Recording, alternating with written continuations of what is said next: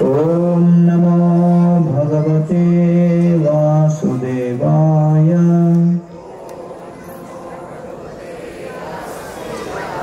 ओम नमो भगवते वासुदेवाय।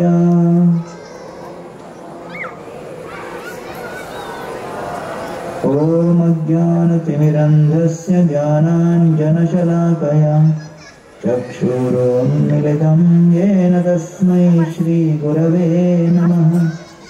नमः ॐ विष्णुपादाय कृष्णप्रेष्ठाय भूतले श्रीमते भक्तिवेदान्तस्वामिनिति नामिने।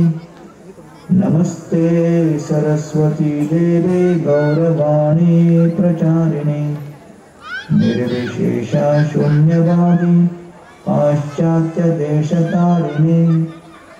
जय श्री कृष्ण चैतन्य प्रभु नित्यानंद श्री अद्वैत गदाधर श्रीवासादि गौर भक्तवृंद। हरे कृष्णा कृष्णा कृष्णा हरे हरे, हरे राम राम राम हरे हरे। जय श्री प्रभुपाद की। बहुत बहुत धन्यवाद।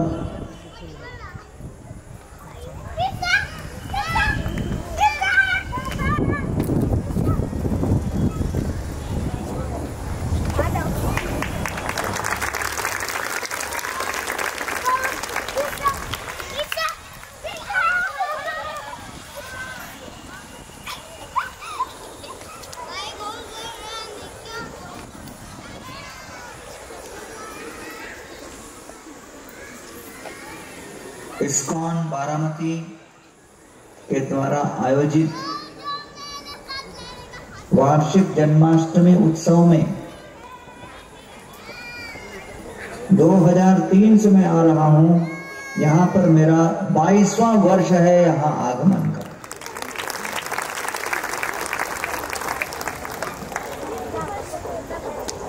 भगवान श्री कृष्ण भगवत गीता में कहते हैं, जन्म कर्म च मे दिव्यम् एवं यो वेति तत्त्वतः त्यक्त्वा देहं पुनर्जन्म नैति मामेति तोर्जुन। हे अर्जुन, इस भौतिक जगत में मैं अवतरित होता हूँ अपने जन्म और कर्म से लोगों के चित्त को आकर्षित करने।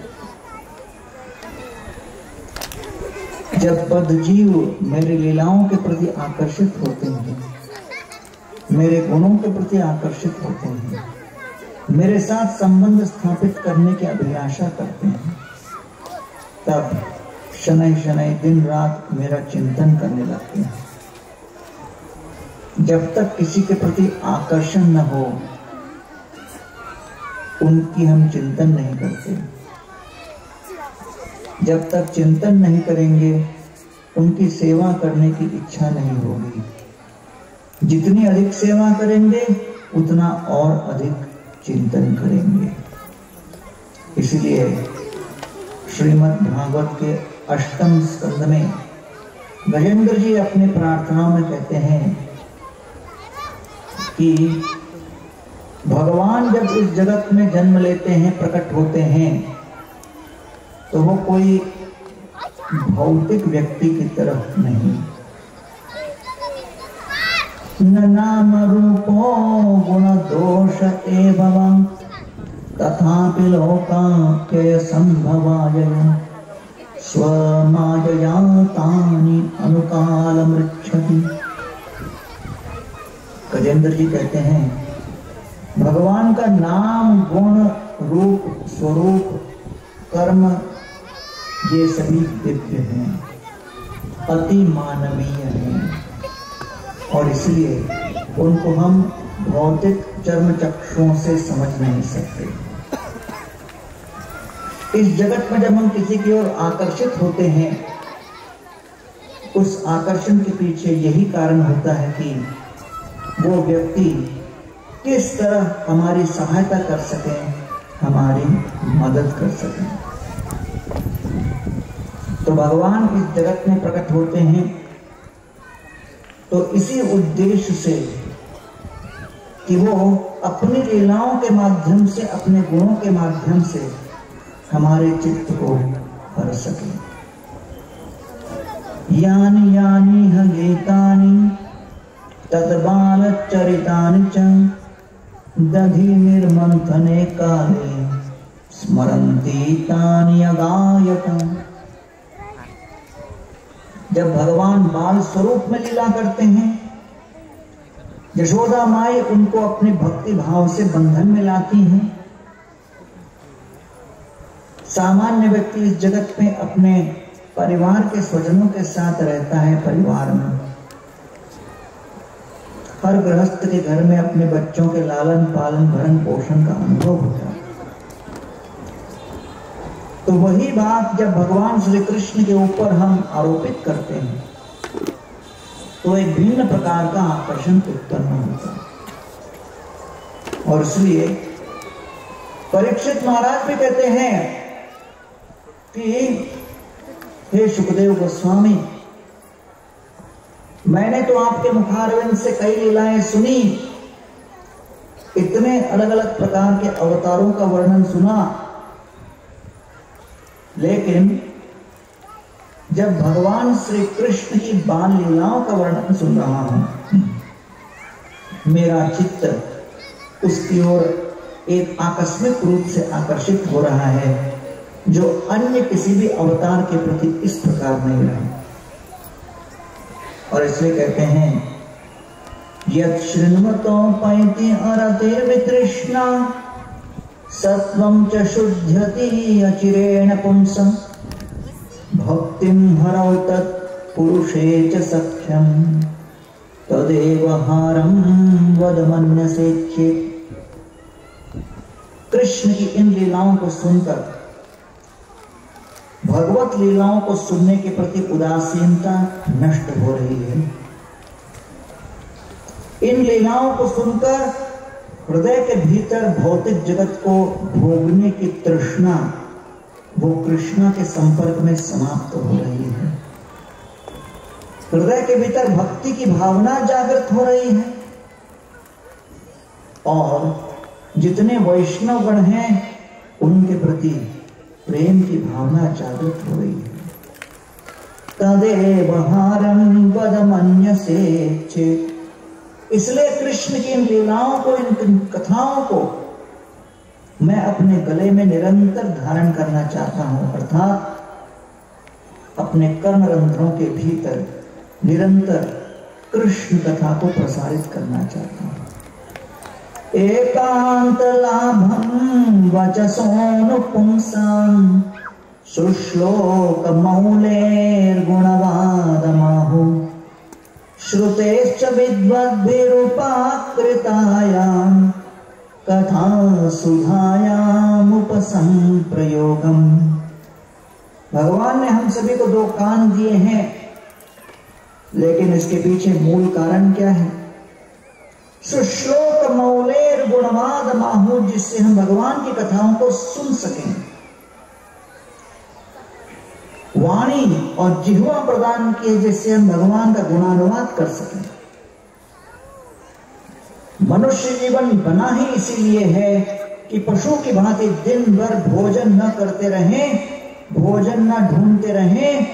भगवान ने मानव जीवन में व्यवस्था ऐसी की कि 10 मिनट में ब्रेकफास्ट, 15-20 मिनट में लंच और 10-15 मिनट में डिनर, 1 घंटे के अंदर भोजन की व्यवस्था समाप्त हो जाती है। पशु को देखो तो दिन भर चरता हुआ भोजन ढूंढता रहता है, क्योंकि उसके जीवन में कोई उच्च लक्ष्य भगवान ने सन्निहित नहीं किया। मानव जीवन दिया ही गया है आहार, निद्रा, भय और मैथुन से परे। हम जीवन में आत्म साक्षात्कार को ढूंढते हुए ईश्वर के साथ अपने संबंध को स्थापित करें। दुर्लभो मानवो देहो देहिनां क्षणभंगुर तत्रापि दुर्लभं मन्ये वैकुंठ प्रिय दर्शनम। मानव जीवन दुर्लभ है, उससे अधिक दुर्लभ है लंबी आयु, उससे अधिक दुर्लभ है स्वस्थ शरीर। लेकिन सबसे दुर्लभ क्या है? ये सत्संग। और सत्संग का अर्थ क्या है? जहां हम आकर अपने मानव जीवन में किस तरह जीवन व्यापन करें जिससे मृत्यु के आगे के जीवन की योजना बना सकें, ये मानव जीवन का लक्ष्य है। भारत में 70,000 अस्पताल और 20 लाख मंदिर क्यों बने हैं? अस्पताल में शारीरिक चिकित्सा और मंदिरों में जाकर ये विचार कर सकें कि शरीर शांत होने के पश्चात मृत्यु के बाद आत्मा को हम किस गंतव्य पे ले जाएं, उसकी योजना बनाने। आप सभी संपन्न परिवार से आए हुए नागरिक हैं, संस्कार प्राप्त, शिक्षा प्राप्त, धन संपत्ति प्राप्त परिवारों से आए हैं। आप अपने जीवन में अपने स्वास्थ्य की योजना बनाते हैं, बच्चों के शिक्षा की योजना बनाते हैं, उनके विवाह की योजना बनाते हैं, अपनी अर्थव्यवस्था की योजना बनाते हैं, अपनी संपत्ति की योजना बनाते हैं। लेकिन भगवत गीता में भगवान कह रहे हैं इन सभी योजनाओं के साथ साथ मृत्यु के आगे के जीवन की भी योजना बनाइए। तो बाकी कई ऐसी संस्थाएं हैं जो कि आपको जीवन व्यापन के लिए हर प्रकार से योजना बना के देगी। और इन सभी योजनाओं के साथ अंतरराष्ट्रीय कृष्ण भावनामृत संघ इस्कॉन बारामती में आया है आप सभी को मृत्यु के आगे के आगामी जीवन में मुक्त होकर सनातन जीवन भगवत धाम में कैसे प्रवेश करे, उस योजना को आपके सामने प्रस्तुत करने हम यहाँ पर उपस्थित हुए हैं। ये आपके जीवन का परम लक्ष्य है। तो इसलिए सत्संग का अर्थ है कि हम इन बातों पर चर्चा करें कि कैसे हम अपने जीवन को एक इस प्रकार ढालें जिससे हर क्षण हम भगवान का चिंतन कर सकें और मृत्यु के समय जैसा हम चिंतन करेंगे वैसा ही आगे का जीवन हमें प्राप्त होगा।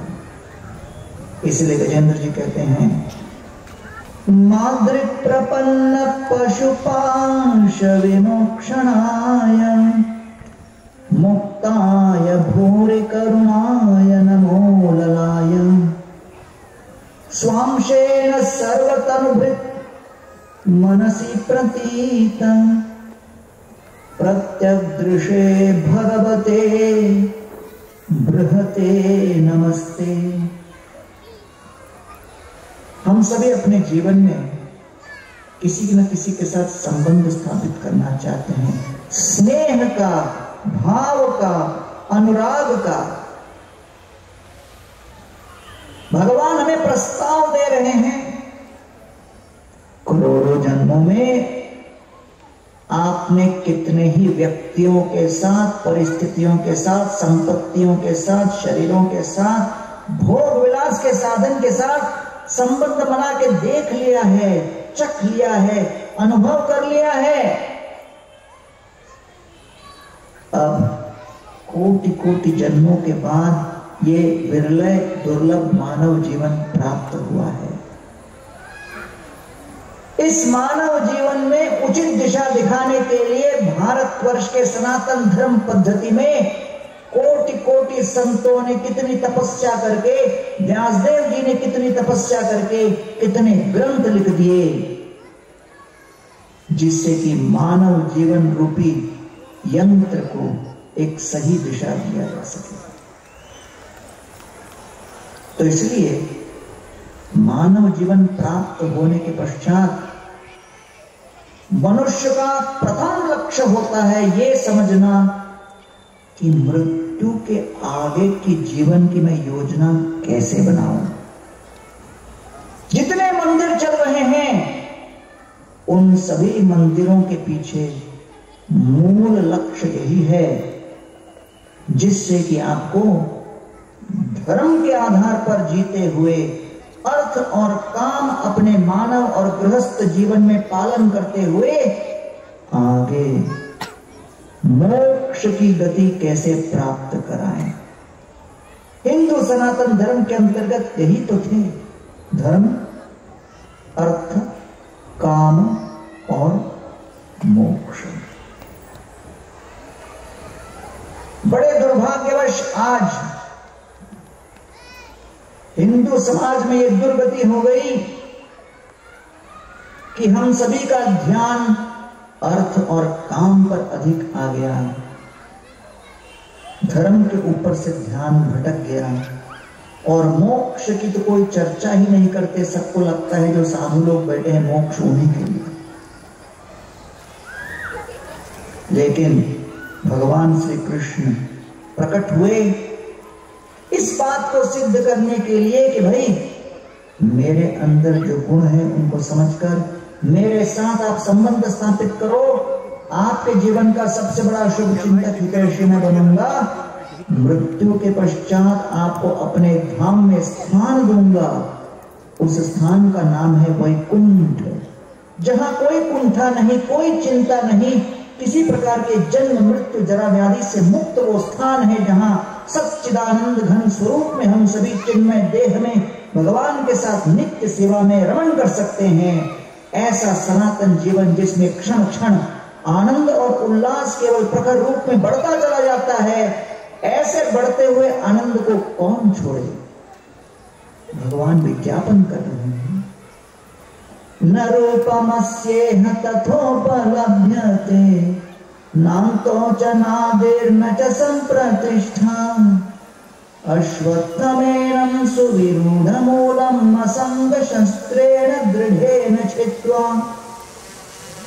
इस भौतिक जगत में देहधारियों के सामने प्रस्ताव है, इस जगत के विभिन्न प्रकार के भोग विलास से मुक्त होकर आप भगवान के साथ सेवा का संभोग स्थापित कीजिए।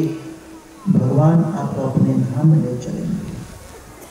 निर्माण मोह जित संग दोषा अध्यात्म नित्या विनिवृत्त कामा द्वंद्वैर्विमुक्ता सुख दुख संगैः गच्छन्ति मूढ़ा पदम अव्ययम तत्। भगवान का वो धाम है जिसमें किसी प्रकार का काम, क्रोध, लोभ इत्यादि रंच मात्र में भी उपस्थित नहीं। भगवान हम सभी को उसी धाम में लेके जाना चाहते हैं और इसलिए भगवान हम सभी को प्रस्ताव दे रहे हैं कि आइए आप मेरे साथ संबंध स्थापित कीजिए।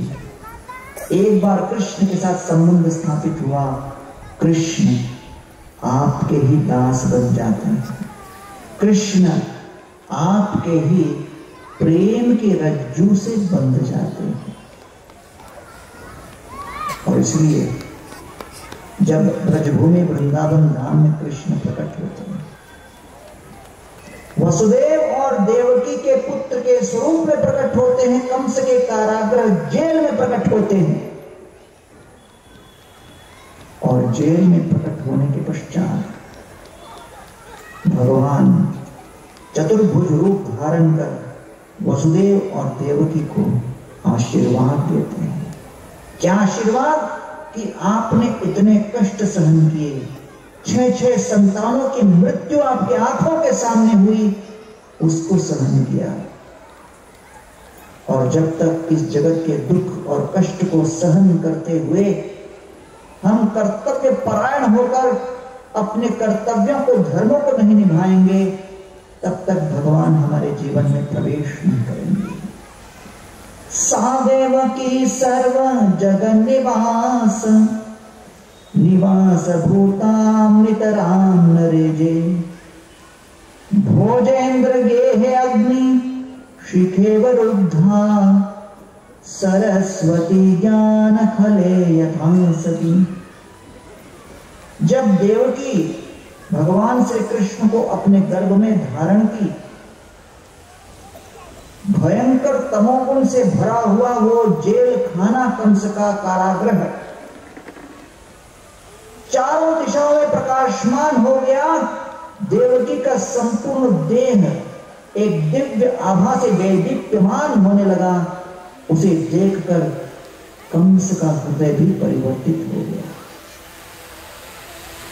और ये हृदय परिवर्तन उन सभी के अंदर होगा जो भगवान श्री कृष्ण के किसी भी स्वरूप में संपर्क में आए। देह व्रतान यान अर्थो हित्वा दंभं भियं शुचम संदेशात्यो हरे लिंग दर्शन श्रवणादि। अक्रूर जी भगवान श्री कृष्ण के दर्शन के लालायित होकर कंस के रथ में चढ़कर आ रहे हैं और जैसे ब्रजभूमि में प्रवेश करते हैं, भगवान श्री कृष्ण के सुंदर पद चिन्हों को ब्रजरज में अंकित देखकर भाव विभोर होकर रथ से छलांग लगाकर उस ब्रजरज में भूमिपत होकर उसमें लौटने लगते हैं और कहते हैं, भगवान श्री कृष्ण के नाम गुण लीला स्वरूप इत्यादि के दर्शन करने हेतु ये जीव, ये आत्मा कोटि कोटि जन्मों से भूखा तड़प रहा है। और जब भगवान श्री कृष्ण के साथ संबंध स्थापित होता है, उसे लगता है कि वास्तविक पोषण हमें अब मिला। मानो भूखा व्यक्ति क्षुधा पीड़ित अवस्था में तरस रहा हो और जब कृष्ण के संपर्क में आए तो आत्मा तृप्त होती है। और इसीलिए वसुदेव और देवकी यंत्र बने, निमित्त बने श्री कृष्ण को प्रकट करने इस भौतिक जगत में। आईआईटी के जन्माष्टमी प्रोग्राम में मैं लेक्चर दे रहा था और मैंने कहा कि कंस ने जब आकाशवाणी सुनी कि देवकी का 8वां पुत्र मृत्यु का कारण बनेगा, तो कंस विकराल भाव में आकर अपने हाथ में तलवार लिए देवकी को क्षण भर में समाप्त करने वाला था। तो उसके पश्चात प्रोग्राम हो गया। प्रोग्राम के बाद एक आईआईटी का स्टूडेंट मेरे पास आके कहता है, अरे भाई, कंस को जब पता था कि 8वां पुत्र उसके मृत्यु का कारण बनेगा, तो वसुदेव और देवकी को एक ही जेल में क्यों डाला? वसुदेव को एक जेल में डालते, देवकी को दूसरे जेल में डालते तो एक भी पुत्र पैदा नहीं होता। इतना सिंपल सा आइडिया था, कंस को इतना आइडिया भी चमका नहीं किया। मैंने कहा क्या करे कंस, तेरे जैसे आईआईटी में नहीं गया था। लेकिन वास्तव में ये पूरी लीला भगवान ने क्यों रचाई? ये दिखाने के लिए वसुदेव का चरित्र आप अपने जीवन में उतारो। दृश्य क्या था? दृश्य ये था कि बेचारी देवकी लाचार, बेबस, निस्सहाय अवस्था में वहां खड़ी थी, अबला नारी। देवकी का केश कंस के बाएं हाथ में स्थिर था, कंस का दायां हाथ सर के ऊपर उठा हुआ, उसके बलिष्ठ भुजाओं में नंगी तीखी तलवार, कंस के भुजाओं में 10,000 गजराजों का बल और कंस के हृदय में भीषण क्रोध प्रतिकार की भावना और देवकी को समाप्त करने का पूर्ण संकल्प और कंस का पूर्व इतिहास, मार काट से भरा हुआ इतिहास। और अगले ही क्षण कंस की तलवार नीचे आकर देवकी के सर को काट देती। सामने वसुदेव खड़े हैं, क्या उनके पास तलवार है? नहीं। क्या वसुदेव के पास सेनाएं हैं? नहीं। क्या वसुदेव के पास कोई अंगरक्षक है? नहीं। वसुदेव जी के सपोर्ट में, उनके समर्थन में एक व्यक्ति भी वहां नहीं था। वसुदेव निस्सहाय स्वरूप के मूर्तिमान स्वरूप थे। वसुदेव के पास कुछ नहीं था, वो पूर्ण रूप से निस्सहाय थे, लाचार थे, बेबस थे। लेकिन जन्माष्टमी की कथा यहीं पर आरंभ होती है। वसुदेव बुद्धिमान थे, सौंदर्यशाली थे, राजा थे, सत्ता का अनुभव किया था। उनके जीवन में धन और ऐश्वर्य था, शालीन परिवार के थे। हम सभी के जीवन में भी भगवान भिन्न भिन्न प्रकार से संपन्नता और ऐश्वर्य के चिन्ह बांटते रहते हैं। लेकिन चाहे जीवन में कितना भी ऐश्वर्य और संपत्ति और सफलता क्यों न आए, कभी इस बात को भूलना मत कि भगवान श्री कृष्ण इस प्रकृति के नियंता हैं, ब्रह्मांड के स्वामी हैं और नायक हैं। क्षण भर में बटन दबाकर गियर चेंज करके हमारे सफलता की ओर चलते हुए गाड़ी के पटरी को बदलकर विफलता और निस्सहायता के पटरी पर चला देंगे। क्षण भर में सब कुछ बदल जाता है, भगवान की इतनी शक्ति है। प्रकृते क्रियमाणानि गुणैः कर्माणि सर्वशः अहंकार विमूढ़ात्मा कर्ताहम् इति मन्यते। भगवान प्रकृति के नियंता हैं और किसी व्यक्ति को मूर्खतापूर्ण लगे मैं ही करता हूं, नहीं, ये उसके अभिमान का एक मूल स्वरूप है। कर्ताहम् इति मन्यते, इस बात को मानना कि मैं करता हूं, ये अभिमान का एक बहुत बुरा स्वरूप है। तो इसलिए वसुदेव जी निस्सहाय अवस्था में देख रहे थे। वसुदेव जी को लग रहा था कि अब मैं क्या करूं, ईश्वर कौन है। कल ही मैं चर्चा कर रहा था, कभी कभी लोगों को लगता है मैं अपनी बुद्धि से, सत्ता से, अपने राजनीतिक प्रयोगों से, आर्थिक प्रयोगों से, सामाजिक कांटेक्ट से अपने जीवन का रास्ता निकाल लूंगा। ये भगवान के सामने झुकने की क्या आवश्यकता है। एक पक्ष ऐसे भी लोग होते जो बोलते भगवान नहीं भाई, नास्तिक ही बनना अच्छा है। तो एक बूढ़ी महिला थी, वो निरंतर कृष्ण का नाम लेते रहती थी, कृष्ण गोविंद गोपाल, कृष्ण गोविंद गोपाल, कृष्ण गोविंद गोपाल। एक नवयुवक था, बहुत शिक्षित था, बहुत डिग्रियां पाई थी उसने, विज्ञान का बहुत बड़ा प्रणेता था। तो उनको लगता था ये क्या बेवकूफ जैसी बातें करती रहती हैं, कृष्ण गोविंद गोपाल हमेशा ऊपर ऊपर दिखाते रहती हैं, इसको एक दिन मैं मजा चखाऊंगा, सिद्ध कर दूंगा कि कोई कृष्ण गोपाल वगैरह नहीं, हम भी अपने कर्मों से, प्रयासों से अपना भविष्य तय करते हैं, ऊपर वाला कोई नहीं। ऐसा संकल्प करके वो गया। नवयुवक जाके मार्केट से साग सब्जी, चावल, दाल, तेल इत्यादि लेके आया। महिला के घर पे बाहर ये सब सजा के रख दिया। घर के द्वार पर खटखट किया और वृक्षों के पीछे जाकर छुप गया देखने तमाशा। कुछ समय के पश्चात महिला ने द्वार खोला। वयोवृद्ध महिला ने द्वार खोला तो बाहर क्या देखती है? चावल, दाल, साग सब्जी, तेल, एक सप्ताह का राशन पानी। प्रसन्न होकर दोनों हाथों पर उठाकर कहती है, हे कृष्ण, हे गोविंद, हे गोपाल, कितने कृपालु हो, कितने दयालु हो, कितना कुछ, एक सप्ताह का राशन आपने बिना याचना किए मेरे लिए भेज दिया। हे करुणा सिंधु, हे दीन दयाल। भाव विभोर होकर कृतज्ञता व्यक्त करती चली गई।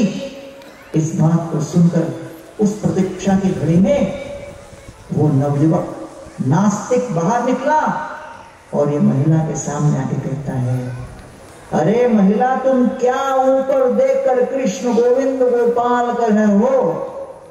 आपको क्या लगता है ये चावल दाल सब्जी कृष्ण गोविंद गोपाल भेजे हैं? ये तेल और राशन मैं जाके गया मार्केट में जाके खरीदारी किया, ये चावल ये दाल ये सब्जी ये तेल इसको मैंने खरीदा, मैंने बिल भरा, मैं लेके आके यहाँ पे रखा हूं, मुझे धन्यवाद दो। कृष्ण गोविंद गोपाल को नहीं, उन्होंने नहीं किया, मैंने किया है। ये महिला और प्रसन्न हो जाती, मुस्कुराकर और दोनों हाथों को ऊपर करके कहती है, हे कृष्ण, हे गोविंद, हे गोपाल, कितने कृपालु हो, कितने दयालु हो। न केवल आपने एक सप्ताह का राशन पानी भेजा, लेकिन साथ साथ नास्तिक से बिल भी भरवाया। वो तो समझ गई कि जो भेजा है कृष्ण ने ही भेजा है, सामने ये केवल निमित्त है। इसलिए वसुदेव जी कंस के उस हाथ में तलवार लिए अवस्था को देखकर समझ गए, मेरे पास केवल दो ही उपाय हैं। इस निस्सहाय अवस्था में मैं स्वीकार करूं मैं कुछ नहीं कर सकता और निराश हो जाऊं, प्रयास न करूं। लेकिन एक दूसरा तरीका क्या है? परिस्थिति विषम है, परिस्थिति विकराल है, परिस्थिति निराशाजनक है, लेकिन निराशाजनक परिस्थिति में निराश हो न हो वो हमारी प्रतिक्रिया के ऊपर निर्भर करता है। तो वसुदेव ने सबसे पहले सोचा, मेरे पास सेना है? नहीं है। तलवार है? नहीं है। अंगरक्षक है? नहीं है। मेरे कोई सुहृद मित्र हैं जो मेरी सहायता करें? नहीं है। लेकिन मेरे पास क्या है? मेरे पास क्या है? मेरे पास सबसे बड़ी पहली संपत्ति क्या है? देवकी को इस निस्सहाय परिस्थिति से बचाने की तीव्र इच्छा शक्ति है। तो कई बार हमको लगता है मेरे पास धन नहीं है, घर नहीं है, गाड़ी नहीं है, प्रमोशन नहीं है, ये नहीं है, वो नहीं है, ये सारी सुविधाएं नहीं है। वसुदेव जी हमको कह रहे हैं, आपके जीवन की सबसे पहली, सबसे अहम, सबसे महत्वपूर्ण, सबसे प्रधान संपत्ति क्या है? इच्छा शक्ति। केवल इच्छा शक्ति ही आपकी वास्तविक संपत्ति है, और वो इच्छा शक्ति अगर आपकी नहीं तो फिर बाकी सारी शक्तियां उधार की हैं। इसलिए भक्तिविनोद ठाकुर कहते हैं, तोमार सेवाय दुख होएयत से तो परम सुख, सेवा सुख दुख परम संपद, नाशाये अविद्या दुख। भगवान की सेवा में ऐसा नहीं कि हमेशा सब सुखी मिलेगा, कई विपरीत परिस्थितियां आएंगी, कई विपत्तियां आएंगी। उस विपत्ति को संपत्ति में कैसे परिवर्तित करो, ये हमारे हाथ में है। तो इसलिए सबसे पहली शक्ति क्या है? इच्छा शक्ति। हमारे आश्रम में बहुत साल पहले एक कोई भगत ज्वाइन किए, तो उसके पिताजी आकर मेरे से झगड़ा करने लगे, मेरा लड़का इतना जवान है, इतनी कम उम्र में आश्रम ज्वाइन हो गया है, ये मंदिर ज्वाइन होने की इसकी उम्र नहीं, भजन करने की उम्र नहीं, वो मेरी उम्र का होगा तब मंदिर में ज्वाइन होना चाहिए। तो मैंने कहा ठीक है, आपके बेटे को जाने दो, आप ज्वाइन हो जाओ। वो सुन के घबरा गए, मुझे देख के कहते हैं घर पे पूछ के बताता हूं। घर गए, अगले दिन आए और मुझे कहते हैं बेटे को ही रहने दो। मैंने कहा क्या हो गया? वो कहते भाई प्रस्ताव तो अच्छा था, लेकिन अभी मैं तैयार नहीं हूं, इच्छा प्रकट नहीं हुई है। इसलिए सबसे बड़ी संपत्ति हमारी क्या है? इच्छा। हर प्रकार की व्यवस्था करके दे दो, हर प्रकार के साधन दे दो, लेकिन इच्छा न हो तो व्यक्ति कुछ नहीं कर सकता। आज कलयुग में लोगों के पास साधन की कमी नहीं। भारत आज विश्व भर में आर्थिक रूप से संपन्नता में चौथे या पांचवें नंबर पर आ चुका है। संपन्नता की कमी नहीं, साधन की कमी नहीं। किसकी कमी है? साधना की कमी है, इच्छा शक्ति की कमी है। भारत में ऐसा कौन व्यक्ति है जिसने कृष्ण का नाम नहीं सुना? प्रभुपाद जी 70 वर्ष की आयु में अमेरिका में गए और विश्व के कोने कोने में जाकर 14 बार भ्रमण करके पाश्चात्य देश के नवयुवक नवयुवतियों को उन्होंने भक्त बनाया। और प्रभुपाद की प्रेरणा से प्रभुपाद के पास 5500 भक्तगण 120 देशों से इस्कॉन में जुड़कर आज 1300 मंदिर इस्कॉन के विश्व भर में हैं और पिछले 60 वर्षों में 60 करोड़ भगवत गीता इन सभी ने मिलकर वितरित किया है। अब 70 वर्ष की आयु में व्यक्ति सेवा निवृत्त हो जाता है, रिटायर हो जाता है। क्यों? क्योंकि इच्छा ही नहीं बचती। लेकिन आध्यात्मिक क्षेत्र में इच्छा प्रबल रहती है।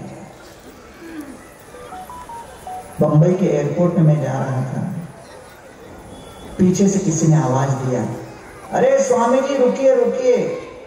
मैं रुक गया, पीछे मुड़ा। वो सज्जन मेरे पास आके कहते हैं, स्वामी जी भगवत गीता है क्या? मैंने कहा है, लेकिन अभी मंदिर में है। तो बड़े वृद्ध से व्यक्ति थे, 75-80 वर्ष की आयु होगी। वो कहते स्वामी जी मैं सोचता हूं कि अब मेरी लगभग 80 वर्ष की आयु हो गई। मैं सोचता हूं कि ये सही आयु है गीता पढ़ने की। गीता पढ़ना शुरू करता हूं, सही आयु है ना ये? मैंने कहा आप करते क्या हो? उन्होंने कहा मैं CA हूं। CA? मैंने कहा ओ चार्टर्ड अकाउंटेंट? बोले नहीं, कंप्लीट आराम। तो मैंने कहा देखिए, देर आए दुरुस्त आए। 80 की उम्र भी हो गई, गीता पढ़ना शुरू करो। लेकिन गीता पढ़ने के लिए कोई आयु नहीं होती। मां के गर्भ से ही गीता भागवत भगवान श्री कृष्ण की लीलाएं सुनना आरंभ होना चाहिए। ये सनातन धर्म का संस्कार रहा है, इतिहास रहा है। प्रहलाद महाराज जब अपने मां के गर्भ में थे, तब प्रहलाद महाराज ने श्रीपाद नारद मुनि से ये गीत श्रीमद् भागवत की कथा सुनी। एवं जनम निपतितं प्रभवाहि कूपे कामाभिकाममनुय प्रपतन् प्रसंगात् कृत्वात्मसा सुर ऋषिना भगवन् गृहीता सोहम कथं नु विसृजे तव भृत्य सेवा। प्रहलाद महाराज कहते हैं, हे नरसिंहदेव, आप मेरे समक्ष प्रकट हो गए, लेकिन जिन संत के मुखारविंद से मैंने भागवत सुनी, उनके चरणों के प्रति सेवा करने की इच्छा है। ये इच्छा शक्ति सत्संग से आरंभ होती है। सत्संगात् मुक्त दुस्संगो हातुन्न उत्सहते बुधाः कीर्त्यमानो यशो यस्य सकृत आकर्ण्य रोचनम। तो इसलिए वसुदेव के पास न अस्त्र था, न शस्त्र था, न साधन थे, लेकिन इच्छा शक्ति प्रबल थी। और इस इच्छा शक्ति के बल पर श्रील प्रभुपाद विश्व में भ्रमण कर ऐसे पाश्चात्य देश के नवयुवक नवयुवतियों के हृदय के भीतर कृष्ण भक्ति की इच्छा शक्ति की लहर फैलाए कि वो सभी अपना जीवन दान देकर सनातन धर्म का प्रचार विश्व के कोने कोने में करने के लिए तैयार हो गए। ऑस्ट्रेलिया में भक्त लोग कीर्तन करते गए और रास्ते में कीर्तन कर रहे थे, पुलिस उनको पकड़कर जेल में डाल दी। जेल के अंदर बंदी बन गए। क्यों? सनातन धर्म का प्रचार करने। उन्होंने प्रभुपाद जी को पत्र लिखा, प्रभुपाद जी कीर्तन करते हुए हमें जेल में बंदी बना दिया है, बेल में छूटने के लिए $7,000 लॉयर मांग रहे हैं। प्रभुपाद ने उत्तर दिया, बेल देने की आवश्यकता नहीं, जेल में ही रहो और कीर्तन करो, हरे कृष्णा कीर्तन करो, अपने आप छूट जाओगे। और भक्त लोग भी इतने मतवाले थे, प्रभुपाद जी के वाणी को तुरंत मान लिया। जेल में ही जोरदार धुआंधार कीर्तन होने लगा प्रतिदिन, हरे कृष्णा कृष्णा कृष्णा हरे हरे, हरे राम राम राम हरे हरे। सब बोलिए, हरे कृष्णा कृष्णा कृष्णा हरे हरे, हरे राम राम राम हरे हरे। ये महामंत्र का कीर्तन ऑस्ट्रेलिया के पाश्चात्य देश के नवयुवक जेल के अंदर करने लगे। अरे जेल के अंदर मायूस होकर बैठ सकते थे, हाय पकड़े गए, क्या करें क्या नहीं। प्रभुपाद जी ने कीर्तन करने का संकल्प दिया है, वही करेंगे। उनके धुआंधार कीर्तन को देखकर जेल में जितने कैदी थे, वो जेल के कैदी सोचने लगे, हम यहाँ बैठे बोर हो रहे हैं, ये लोग कीर्तन करते हुए आनंद में झूम रहे हैं, हम भी करेंगे। इसको कहते हैं प्रचार। जब आपके अंदर आनंद की अनुभूति लोग देखते हैं, वो आनंद पाना चाहते हैं। कंचन सदृश देह अरुण वसन, उलक अश्रु कंप स्वेद कहते भूषण, चौली के ते सब लोक बोले हरि हरि, प्रेम वेश मध्य नृत्य करे गौर हरि। चैतन्य महाप्रभु ने ये महामंत्र का कीर्तन करते हुए 2 अस्त्र प्रकट किए, एक उनका सौंदर्य और एक उसका आनंद, हरिनाम करते हुए आनंद, ये आकर्षक है। तो सारे कैदी जब कीर्तन करने लगे तो उस जेल के अंदर बैठे सिपाही लोग सोचने लगे, हम क्यों पीछे हटे, हम भी कीर्तन करेंगे। तो सारे सिपाही भी कीर्तन करने लगे। तब एक दिन जेलर राउंड मारने जब जेल में प्रवेश करता है, तो उस जेलर को देख के सिपाही बोलता है, हरि बोल। जेलर घबरा जाता है, बोले हो क्या रहा है यहाँ पर? जांच पड़ताल करने पर मालूम पड़ता है अंदर कीर्तन चल रहा है। तो सारे भक्तों को बुलाकर बोलता है, आपको आज ही जेल से रिहा करते हैं।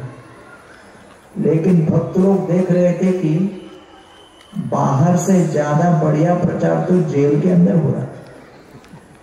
तो वो बोले, अभी हमने बेल का पैसा भरा नहीं है, हमको आप छोड़ नहीं सकते हो। जेलर कहता है, तुम हरे कृष्णा वाले बाहर से ज्यादा अंदर खतरनाक हो। प्रचार का अर्थ यही होता है, साधन न देखो, साधना करने का संकल्प करो। तो इसलिए सबसे पहले वसुदेव जी के पास कौन सी संपत्ति थी? इच्छा शक्ति। जब इच्छा शक्ति हो फिर सब कुछ हो सकता है। फिर वसुदेव जी ने सोचा मेरे पास और कौन सी संपत्ति है? हाँ, एक तो इच्छा शक्ति हो गई, लेकिन मेरे पास दूसरी संपत्ति कायम है भगवान की दया से। वो क्या? बुद्धि, विवेक शक्ति। पहला क्या था? इच्छा शक्ति। दूसरा क्या? विवेक शक्ति। उचित अनुचित का अनुसंधान करते हुए सही क्या चयन करें, ये हम सोच सकते हैं। विवेक शक्ति का अर्थ क्या होता है? हम समझे मानव जीवन में वास्तविक सार्थक क्या है। दुराता ही अल्प तपसाम सेवा वैकुंठ वर्त्मसु यत्रोपगीयते नित्यम देव देवो जनार्दन। हम समझें कि संत गणों का संग करके मानव जीवन में हम मृत्यु के बाद सनातन जीवन अनुभव कर सकते हैं। नोद्विग्न चित्तो व्यसनेषु निस्पृह श्रुतेषु दृष्टेषु गुणेषु अवस्तुदृक् दान्तेन्द्रिय प्राण शरीरधि सदा प्रशांत कामो रहितासुरासुरा। हिरण्यकशिपु और पुत्र प्रहलाद में अंतर क्या था? विवेक का अभाव। हिरण्यकशिपु भोग विलास में रचा पचा अपनी आगामी मृत्यु और विनाश के प्रति पूरी तरह अनभिज्ञ था, और प्रहलाद महाराज विवेकशील। इस जगत के किसी भी वस्तु के भोगने में उनकी रुचि नहीं थी, न स्वर्ग में जाकर भोगने की रुचि थी। अभिमान शून्य भाव के साथ विनम्र सेवक बनकर वो जीवन का हर निर्णय लेते थे। हमारे भक्ति वेदांत अस्पताल में ऑपरेशन थिएटर है। उस ऑपरेशन थिएटर में नरसिंहदेव का फोटो लगा हुआ है। एक बार किसी व्यक्ति का सर्जरी हो रहा था, वो सर्जरी के टेबल पर ऑपरेशन थिएटर पे लेटा हुआ था, उसको एनेस्थीसिया देने वाले थे डॉक्टर। उसकी दृष्टि वो नरसिंहदेव के फोटो पर गई, जब विकराल रूप से वो हिरण्यकशिपु का पेट को चीर रहा है। उसको देखकर वो पेशेंट घबरा गया।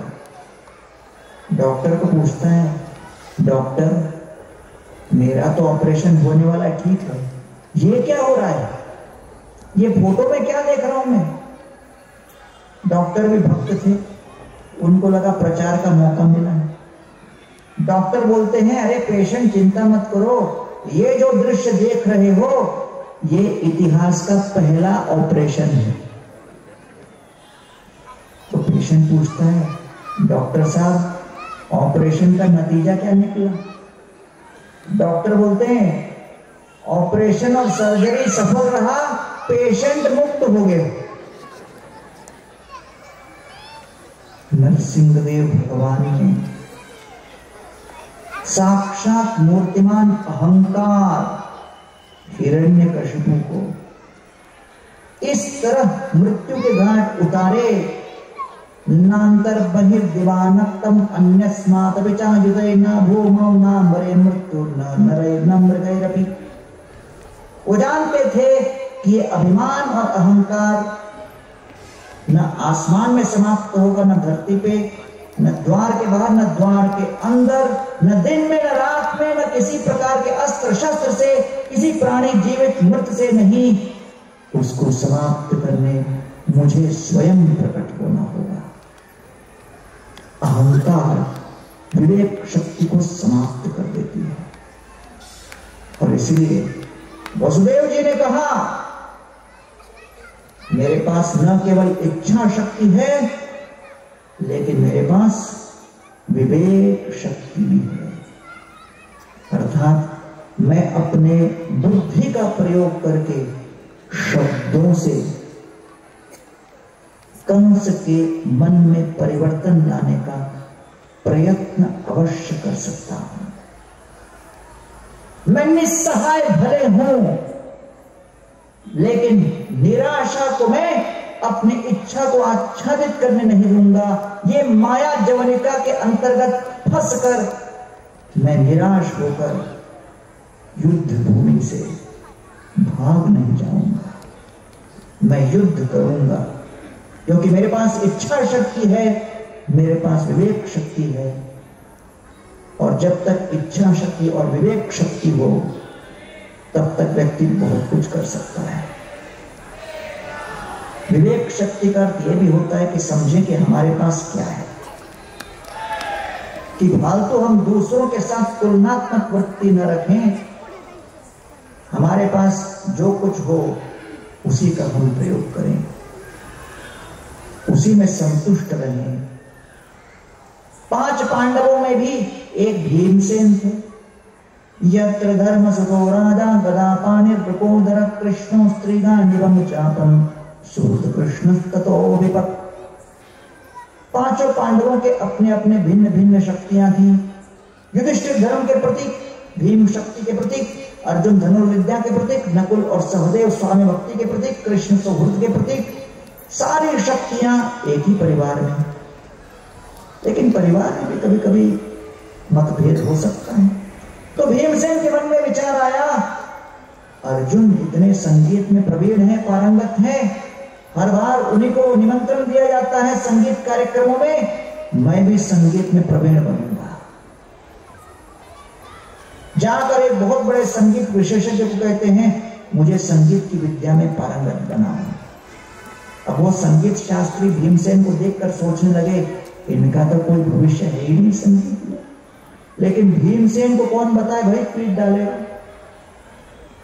तो भीमसेन को संगीत की विद्या देने लगे। भीमसेन इंद्रप्रस्थ के मुख्य द्वार पर बैठकर उच्च स्वर में चिल्लाते थे, पूरा इंद्रप्रस्थ कांप जाता था।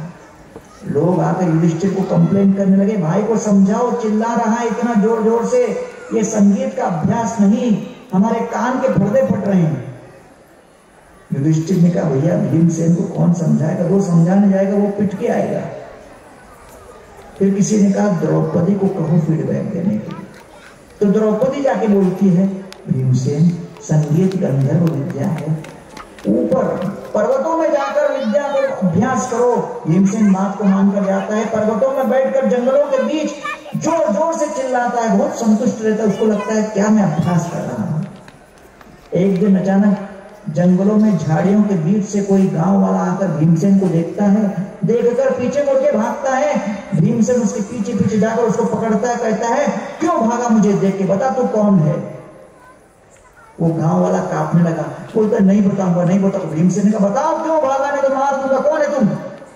गांव वाला बोलता है, मैं ये गांव का धोबी हूं, कई दिनों से मेरा गधा गायब हो गया, आपकी आवाज सुन के मुझे लगा गधा मिल गया, इसलिए मैं आया था, लेकिन आपको देख के घबराकर भागने लगा।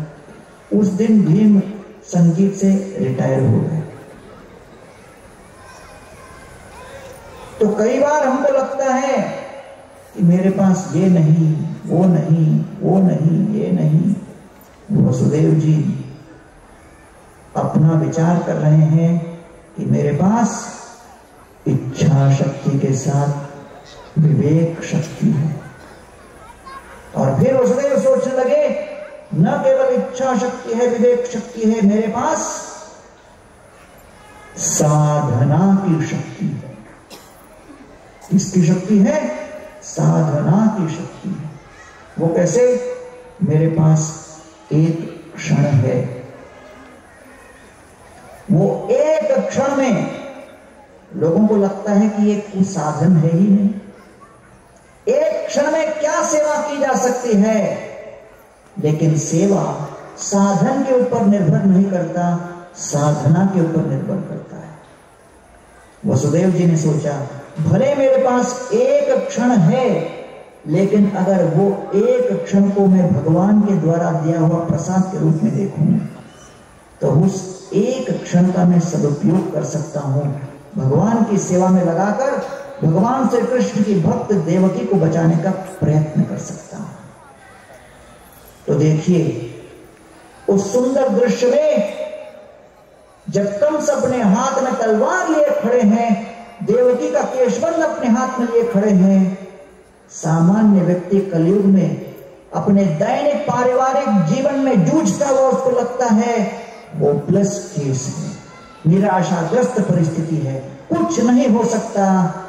उसी में तो वसुदेव एंट्री मारते हैं और हम सभी को एक आशा की किरण देते हुए कहते हैं कि भैया आप सभी के जीवन में निस्सहायग्रस्त परिस्थिति मुझसे अधिक बदतर तो नहीं होगी, इसलिए चाहे कितने ही निस्सहाय परिस्थिति में क्यों ना हो, निराश मत होना। और इन तीन शक्तियों के आधार पर इच्छा शक्ति, विवेक शक्ति और उनके साधना और संकल्प की शक्ति के आधार पर वसुदेव जी ने कंस के मन को परिवर्तित करने के लिए प्रयत्न आरंभ किया। हर शब्द माप तोलकर सोच समझकर बोल रहे थे। धीरे धीरे कंस का मन बदलने लगा। इसलिए आज विश्व भर में करोड़ों लोग मानसिक स्वास्थ्य के परेशानी से ग्रस्त हैं। उन सभी को वसुदेव का उदाहरण आवश्यक है। समझना कि वसुदेव ने अभिमानग्रस्त अपने आप को कर्ता नहीं माना, वो समझा कि मुझे तो केवल कृष्ण को प्रकट करने के लिए निमित्त बनना है। इसीलिए यहां पर उपस्थित सभी भक्त समुदाय जो कि बारामती के कोने कोने से आए हुए हैं, इस बात को हमेशा याद रखें कि चाहे आपके पास अर्थ की संपत्ति, आपके पास विद्या की संपत्ति, व्यवसाय की संपत्ति, राजनैतिक शक्ति की संपत्ति, बाकी अन्य चाहे संपत्ति आए न आए, ये सब परिवर्तनशील है। लेकिन आज आप इस्कॉन के जन्माष्टमी कार्यक्रम में आए हो, राधा कृष्ण के सामने माथा टेककर भगवान श्री कृष्ण के अभिषेक में भाग लेकर उनकी कथाओं को श्रवण करके एक प्रेरणा स्रोत लेके जा रहे हो कि मेरे पास ये तीन शक्तियां हैं जिसका अभी तक मैंने उपयोग पूरी तरह से नहीं किया। मेरी इच्छा शक्ति, मेरी विवेक शक्ति और मेरी साधना करने की शक्ति, इन तीनों का मैं प्रयोग करूंगी और अपने घर को मंदिर बनाकर ही छोड़ेंगे। जब आप राधा और कृष्ण को अपने परिवार का सदस्य मानकर उन्हें घर में स्थान दोगे, मृत्यु के बाद भगवान आपको उनके घर में स्थान देंगे।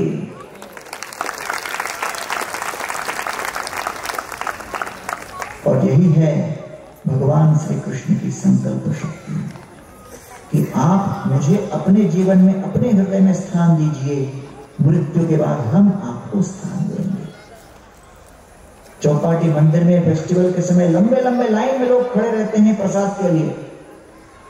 लाइन में खड़े हुए लोगों को कभी कभी चिंता होती है कि अपने को प्रसाद मिलेगा क्या, जब तक पहुंचे कहीं खत्म न हो जाए। लेकिन उससे ज्यादा चिंता लगी रहती है बांटने वाले को। उसको लगता है सबको खिलाने के बाद फिर अपने लिए कुछ बचेगा क्या। तो कभी कभी बांटने वाला बांटते बांटते कम मात्रा में प्रसाद बांटने लगता है। फिर लोग आकर कंप्लेन करते, अरे समझाओ बांटने वाले को, सब्जी चटनी की तरह दे रहा है। तो उसके भय को दूर करने के लिए क्या करते हैं, पहले ही उसके लिए प्लेट बनाकर नीचे रख दो। बांटते बांटते सेवक के मन में शंका आए कि मेरे लिए प्रसाद बचेगा कि नहीं, तो अपना प्लेट देख लेता है और देखकर समझ जाता है सेवा करता रहूंगा तो भविष्य उज्जवल है। उसके बाद जो दुगने उत्साह के साथ डबल बांटने लगता है, हाँ भैया लो लो लो। लोग भी कहते यार अपने लिए भी बचा ले, और वो कहते हैं अरे वैष्णव सेवा ही तो असली धर्म है। इतना उत्साह कहां से आया, भविष्य सुरक्षित हो गया। तो भगवान कहते हैं कि भाई आज तक तो आपने अपने आर्थिक विकास के लिए जीवन जिया, आज आप इस्कॉन के बारामती जन्माष्टमी महोत्सव में आए हो तो पारमार्थिक विकास के विषय में सुनकर जाओ, और पारमार्थिक विकास करने के लिए घर में 3 पहलुओं को प्रवेश कराओ: कृष्ण नाम, कृष्ण कथा और कृष्ण प्रसाद। ये 3 पहलू आपके घर में जुड़ गए, आपका घर ही मंदिर बन जाएगा। और इसलिए भगवान अक्रूर जी भगवान की स्तुति करते हुए कहते हैं कि यदर्चितम ब्रह्म भवादिभिस्तुरैः श्रिया च देव्या मुनयश्च सात्वतैः गोचारयाणानुचरैश्चरद्वने यद्गोपिकानां कुचकुंकुमांकितम्। अरे मैं तो ऐसे कृष्ण के साथ संबंध स्थापित करना चाहता हूं जिनके चरण कमलों की सेवा 33 कोटि देवता करना चाहते हैं।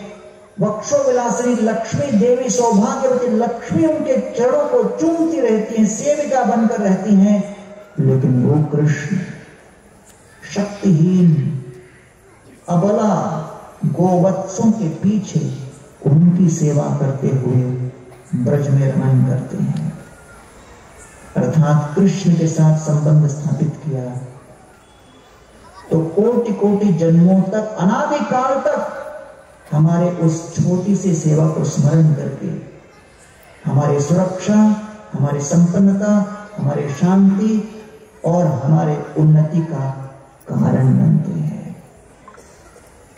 इसलिए इस्कॉन बारामती की ओर से मैं आप सभी का बहुत हार्दिक धन्यवाद देना चाहता हूं कि पिछले 22 वर्षों से यहां पर जन्माष्टमी का कार्यक्रम चल रहा है।